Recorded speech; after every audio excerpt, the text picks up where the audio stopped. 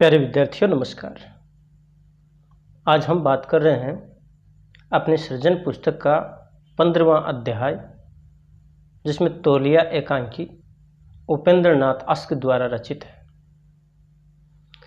प्यारे विद्यार्थियों, जहाँ तक हम तौलिया एकांकी बात करें, तौलिया एकांकी में मूल रूप से एकांकीकार ने आज की जो जीवन पद्धति है, आधुनिक जो जीवन शैली है, और इसमें भी एक तरह से जो आधुनिकतावाद के रंग में व्यक्ति का रंगते चले जाना है, इन सारी बातों का विशेष रूप से चित्रण किया है कि आज का जो व्यक्ति है वो फैशन प्रस्ती और दिखावे का जो दौर है उसमें रंगा हुआ है। यहाँ पर इस एकांकी में जैसे मूल रूप से दो पात्र हैं, एक है मधु, तो वहीं पर दूसरा पात्र वसंत है। इन दोनों के मध्य होने वाले जो वार्तालाप है, जो संवाद है, उस संवाद को प्रस्तुत किया है। इसकी जो कथा वस्तु है वो आज की इस जीवन शैली को आधार बना करके प्रस्तुत की गई है।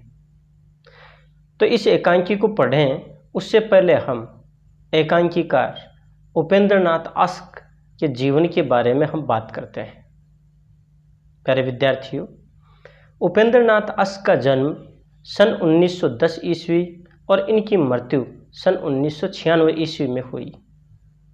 उर्दू में लेखन यात्रा आरंभ करने वाले उपेंद्र नाथ अस्क हिंदी लेखन में मुंशी प्रेमचंद की प्रेरणा से ही अग्रसर हुए थे। राष्ट्रीय आंदोलन के झंझावाती दौर में उनकी रचना धर्मिता का विकास हुआ।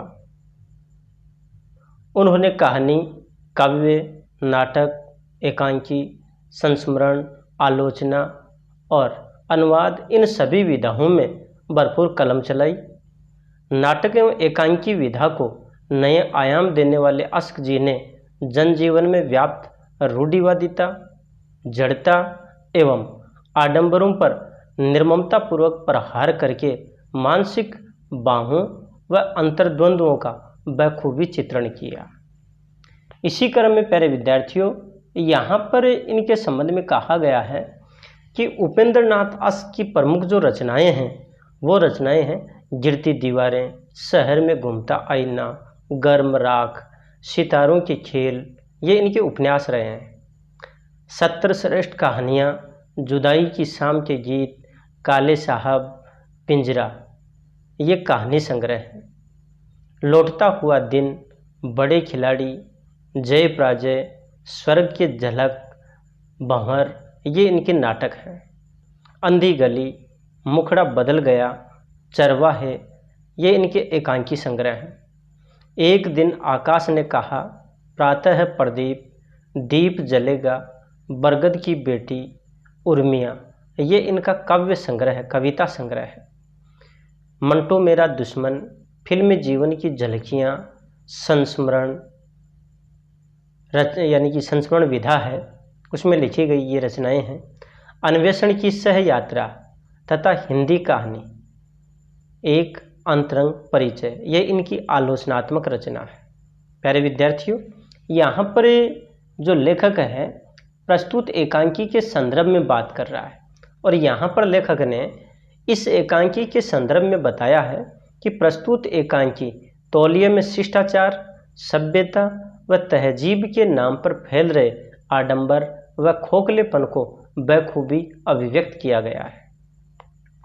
प्यारे विद्यार्थियों, इस तरह की जो पंक्तियां हैं वो दे करके और अगला हमें बोर्ड की परीक्षा में प्रश्न पूछ सकता है। इसलिए ऐसी पंक्तियों का हमें सदैव ध्यान रखना चाहिए, और जो टॉपिक है, जो पाठ दिया हुआ है, उस पाठ को पढ़ करके फिर इस संदर्भ में विचार किया जाना चाहिए, और वही उसका उत्तर होगा। तो देखिएगा आगे कि हमारी जीवन शैली में कृत्रिमता व दिखावटीपन पसरता जा रहा है।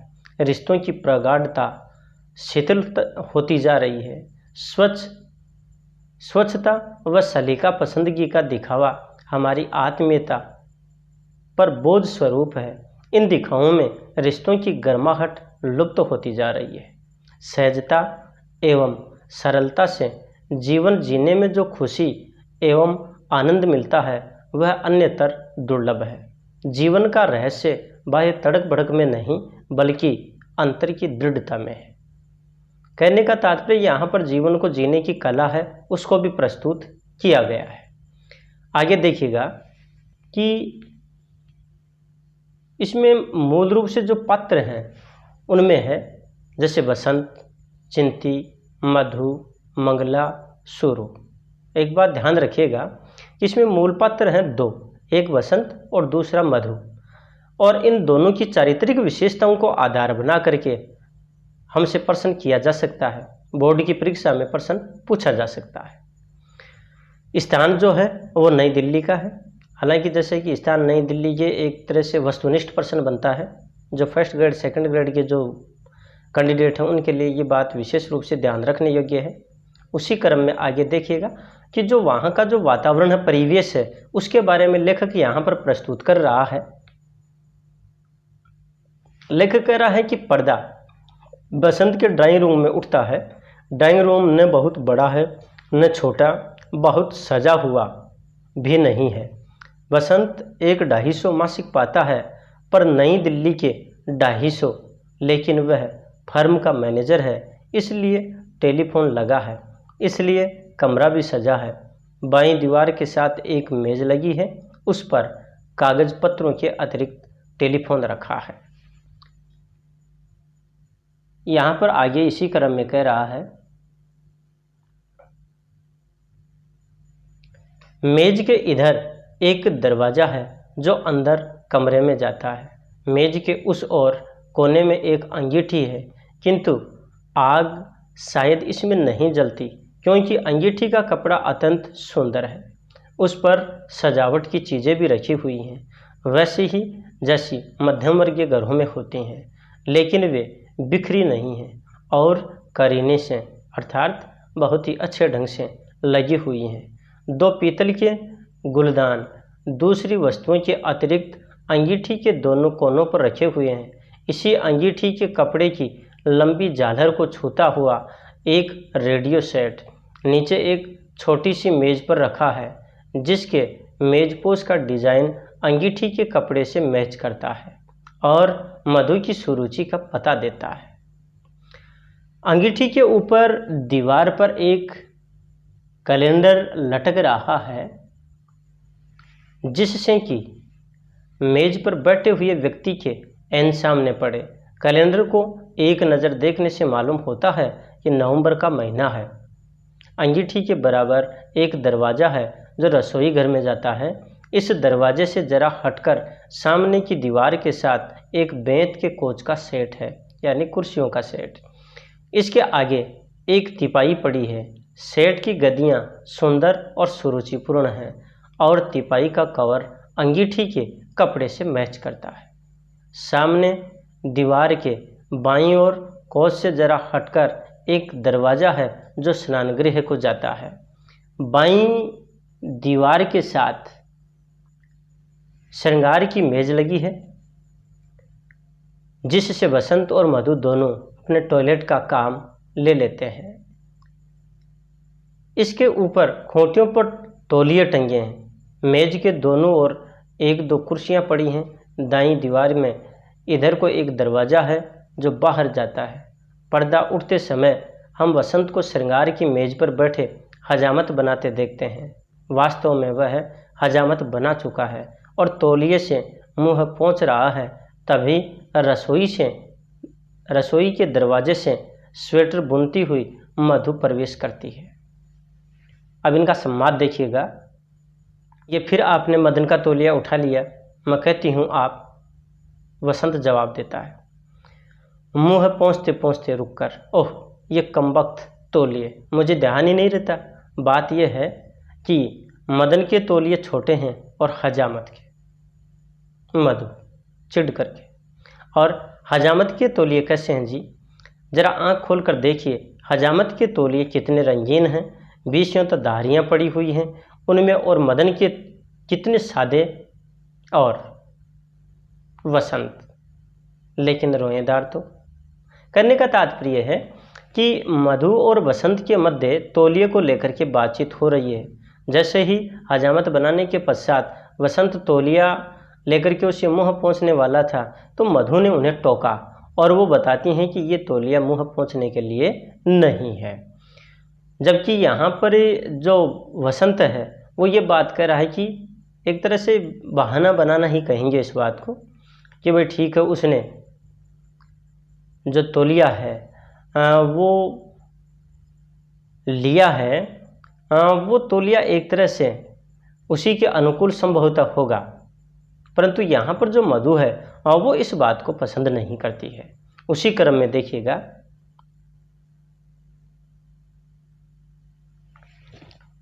तो मधु यहाँ पर व्यंग्य से कह रही कि दोनों हैं जी आंखें बंद करके आदमी दोनों का अंतर बता सकता है। मैं कहती हूँ बसंत निरुत्तर होकर, कोई उत्तर नहीं देता। फिर वो बोलता है कि वास्तव में मेरा ध्यान दूसरी ओर था, लाओ मुझे हजामत का तौलिया दे दो, कहाँ है, मुझे दिखाई नहीं देता। तो मधु यानी खूंटी पर टंगा हुआ तौलिया उठा करके और फिर वो कहती है ये तो टंगा सामने, फिर भी। तो वसंत कहता है मैंने ऐनक उतार रखा है और ऐनक के बिना तुम जानती हो हमारी दुनिया। कहने का मतलब यहाँ पर वसंत इस बात की सफाई देता है कि मैंने चश्मा नहीं लगा रखा और बिना चश्मे के तो एक तरह से हमारी जो दुनिया है वो अंधी ही हो जाती है, अर्थात कुछ दिखाई नहीं देता है। यहाँ पर मधु आगे कह रही है जी आपकी दुनिया, जानिए आप किस दुनिया में रहते हैं। अब तो ऐनक नहीं, ऐनक हो तो कौन सा आपको कुछ दिखाई देता है। मुँह फुला धम से कोंच में धंस जाती है और चुपचाप स्वेटर बुनने लगती है। वसंत हजामत का सामान रखता है, फिर अचानक उसकी ओर देखकर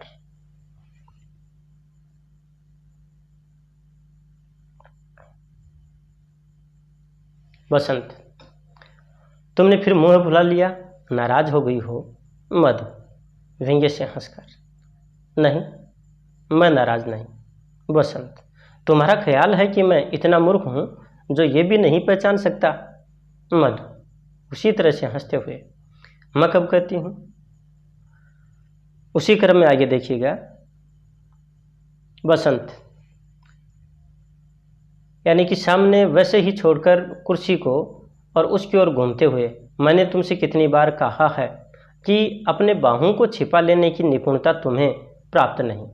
तुम्हारी उपेक्षा, तुम्हारा क्रोध, तुम्हारी समस्त भावनाएं तुम्हारी आकृति पर प्रतिबिंबित हो जाती हैं। तुम्हें मेरी आदतें बुरी लगती हैं, पर मैंने तुम्हें अंधेरे में नहीं रखा। अपने संबंध में, अपने स्वभाव के संबंध में सब कुछ बता दिया था मैंने, अपने सब पत्ते। तो मधु का जवाब आता है कि मेज पर रख दिए थे। मैं कब इनकार करती हूँ।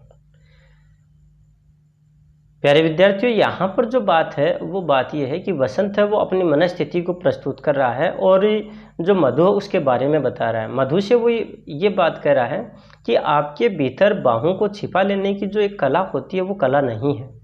आपके अंतर्मन में जो भी भाव हैं, भले ही चाहे वो उपेक्षा का हो, क्रोध का हो, वो सारे के सारे जो भाव हैं वो उसके चेहरे पर यानी कि उभर आते हैं। और इस तरह की यानी कि जो आदतें हैं वो आदतें यानी कि वसंत को अच्छी नहीं लगती। और वो ये भी बात कहता है कि जब शादी से पहले ये सारी जो चीज़ें हैं वो मैंने आपके सामने प्रस्तुत कर दी थी। यहाँ पर मधु है वो भी एक तरह से व्यंग्य से ही मुस्कुरा करके हंस करके जवाब देती है कि हाँ आप लोगों ने ऐसा ही किया है, मैंने कब इनकार किया। उस क्रम में फिर आगे देखिएगा,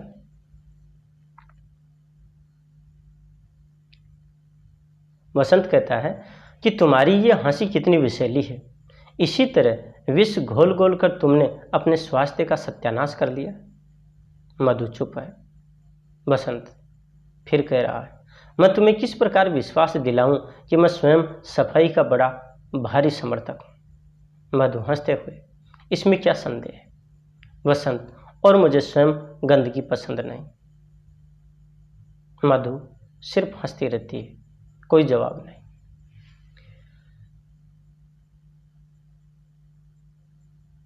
वसंत मैं तुम्हारी तरह अरिस्टोक्रेटिक वातावरण में नहीं पला और मुझे नजाकतें नहीं आती। हमारे घर में सिर्फ एक तौलिया होता था और हम 6 भाई उसे काम में लाते थे। मधु, आप मुझे अरिस्टोक्रेट कहकर मेरा उपहास करते हैं। मैं कब कहती हूँ 10-10 तौलिए हों? वसंत, 10 और किस तरह होते हैं? नाने का अलग, हजामत बनाने का अलग, हाथ में पहुँचने का अलग, फिर तुम्हारे और मदन के। यहाँ पर वसंत और मधु के मध्य बातचीत हो रही है, थोड़ी थोड़ी गर्माहट भी आ रही है। यहाँ पर जो वसंत है वो उन्हें कह रहा है कि मैं आपकी तरह एरिस्टोक्रेटिक जो वातावरण है उसमें पला बड़ा नहीं हूँ, रईसी जो वातावरण है उसमें पला बड़ा नहीं हूँ। मुझे जो नजाकतें हैं यानी कि जो दिखावे हैं वो मुझे नहीं आते। और जो मधु है वो इस बात से नाराज़ होती है और वो ये बात कर रही है कि आप इस तरह की बात करके मेरा मजाक उड़ा रहे हैं। मैंने ये बात कभी नहीं की कि आप लोग 10-10 तौलिए रखें। यहाँ पर जो वसंत है उसी की बात का जवाब देता है कि और कितने तौलिए होते हैं। नाने का तौलिया अलग है, मोस धोने का तौलिया अलग है, हजामत का तौलिया अलग है, मदन और यानी कि मधु हैं, दोनों के तौलिए अलग अलग हैं। आगे यहाँ पर जो मधु है वो कह रही है,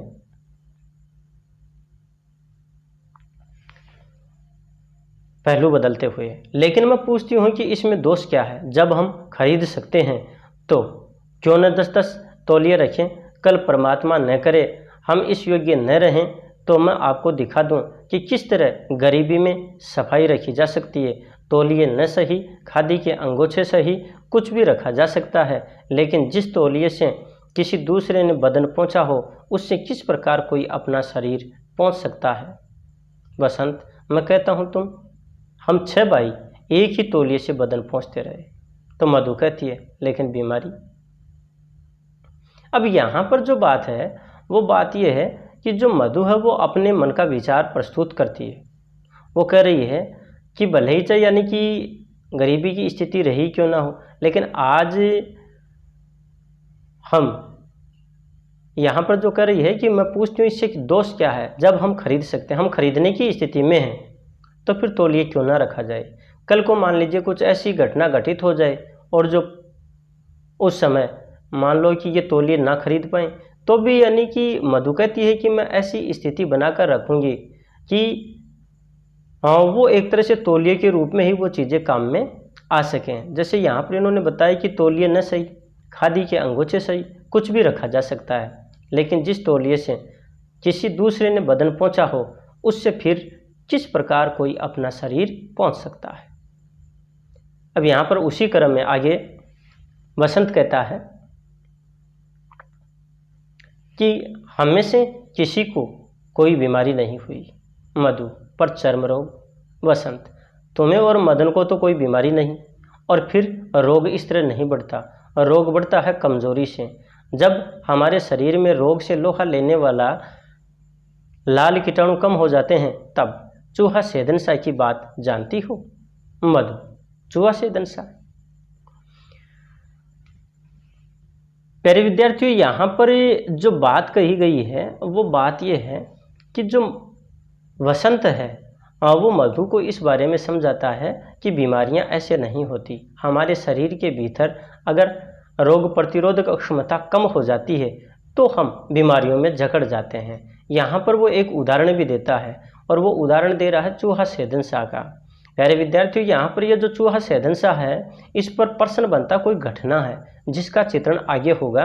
इस घटना को हमें ध्यान रखना है।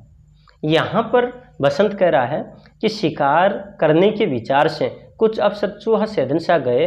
उनमें अमेरिका के रॉकफेलर ट्रस्ट के कुछ डॉक्टर भी थे। लंच के समय उन्हें पानी की आवश्यकता पड़ी। बेरे ने आकर बताया कि गांव में कोई कुआं नहीं, लोग जोहड़ का पानी पीते हैं। डॉक्टरों को विश्वास न आया क्योंकि जोहड़ का पानी मैला चिकट था। लेकिन ऐसी कोई बीमारी होगी जिसके कीड़े उस पानी में न हो और चूहा सेदनसा के जाट हृष्ट पुष्ट लंब तड़ेंगे। यहाँ पर जो बसंत है वो चूहा सेदनसा की घटना बताते हुए कह रहा है कि जो अमेरिका का जो रॉकफेलर ट्रस्ट था वहाँ से कुछ डॉक्टर आए और उन्होंने जैसे ही भोजन के पश्चात पानी की बात कही तो वहाँ पर जो नौकर था उस नौकर ने बताया कि यहाँ पर तो लोग जोहड़ का पानी पीते हैं, कुआं एक भी नहीं है। उन लोगों को बड़ा आश्चर्य हुआ और ये बात भी सामने आई कि जोहड़ का जो पानी बड़ा गंदा है, उसमें किसी न किसी बीमारी के जो रोगाणु हैं वो उसमें मिल सकते हैं या निश्चित रूप से हैं। उसके बावजूद भी यानी कि यहाँ के जो लोग हैं वो एकदम स्वस्थ हैं, हृष्ट पुष्ट हैं। तो मधु आगे कह रही है,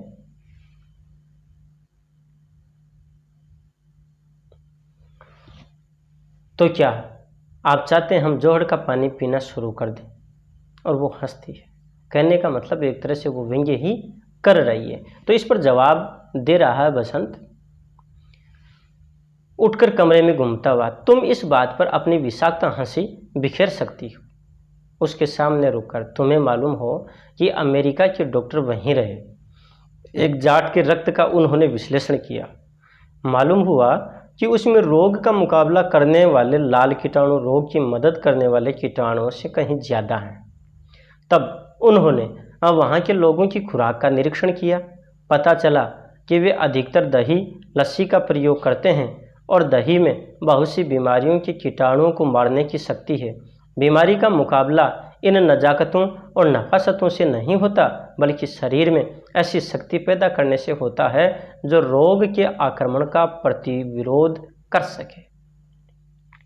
यहाँ पर जो वसंत है वो उस चूहा सेदनशाही की घटना के क्रम में ही आगे बताता है कि अमेरिका के जो डॉक्टर थे उन्होंने फिर वहाँ के लोगों का सैंपल लिया, अर्थात वहाँ के रक्त उन लोगों के रक्त की जांच की कि इतना गंदा पानी पीने के बाद भी वो लोग स्वस्थ कैसे हैं। तो पता चला कि उन लोगों के शरीर में अर्थात उनके रक्त में लाल रुधिर कणिकाएँ हैं और वो बहुत ज़्यादा हैं, जिसके कारण बीमारी उन पर हावी नहीं हो सकती।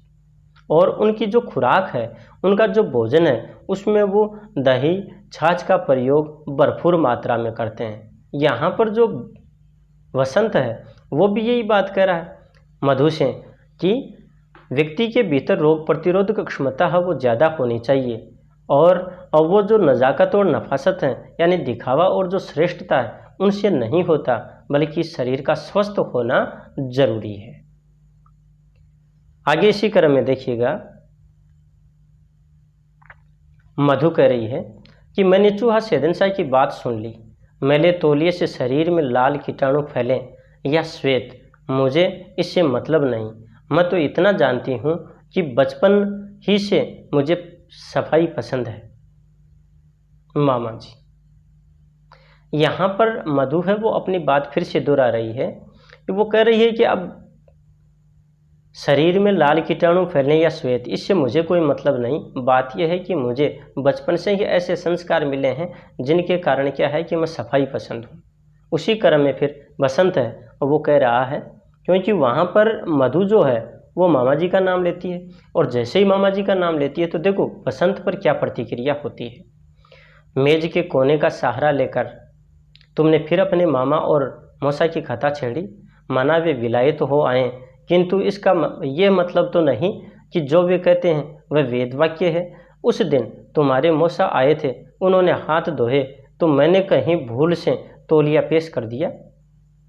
मधु के पास जाकर उन्होंने दांत निपोड़ दिए नकल उतारते हुए।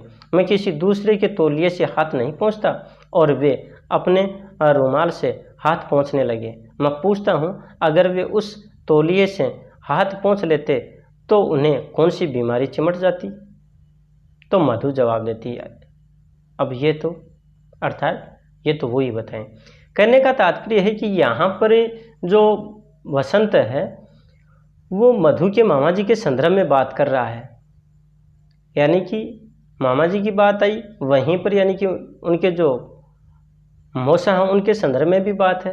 यहाँ पर जो बसंत है वो ये बात कह रहा है कि वो लोग वास्तव में विलायत होकर आ गए, लेकिन वो जो बातें कह रहे हैं वो वेद वाक्य ही तो नहीं है, अर्थात शाश्वत सत्य थोड़ी है वो। उस दिन जो उनके जो मौसा जी थे उन्होंने हाथ धोए, बसंत ने उनकी तरफ जो तौलिया है वो पेश कर दिया था और उन्होंने मना कर दिया, और ये जो बात थी ये बसंत को बुरी लगी। तब वो मधु कहती है कि अब भाई उन्होंने ऐसा क्यों किया, उन्होंने मना क्यों किया? अब इसके बारे में तो वो ही बता सकते हैं। आगे देखिएगा इस क्रम में,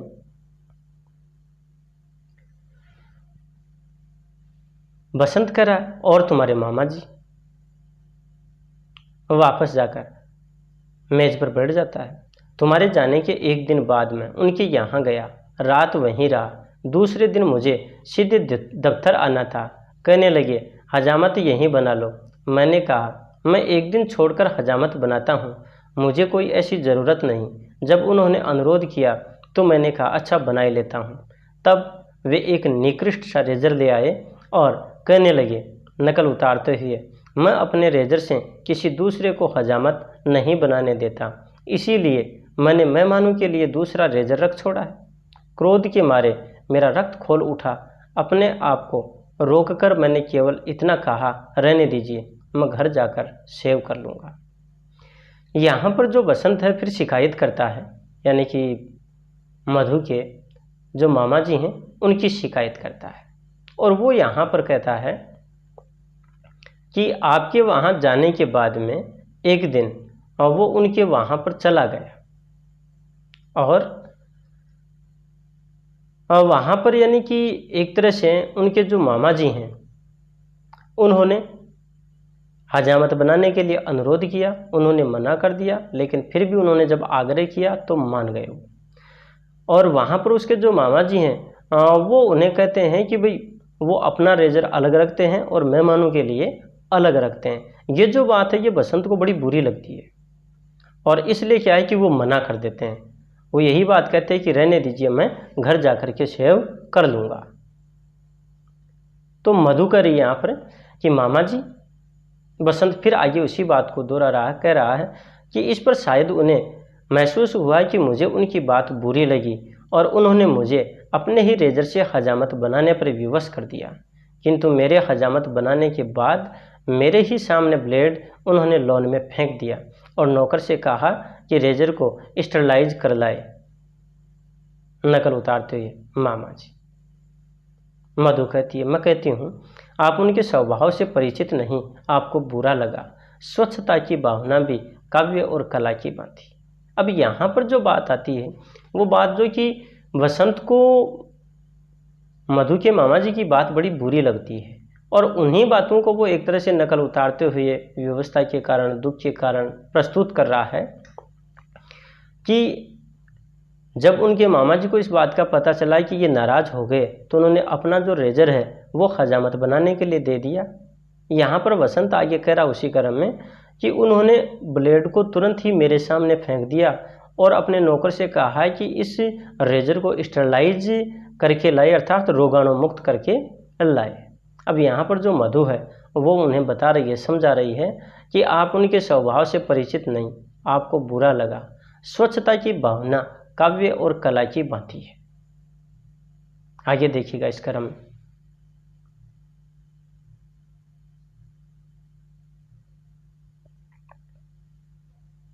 बसंत कह रहा है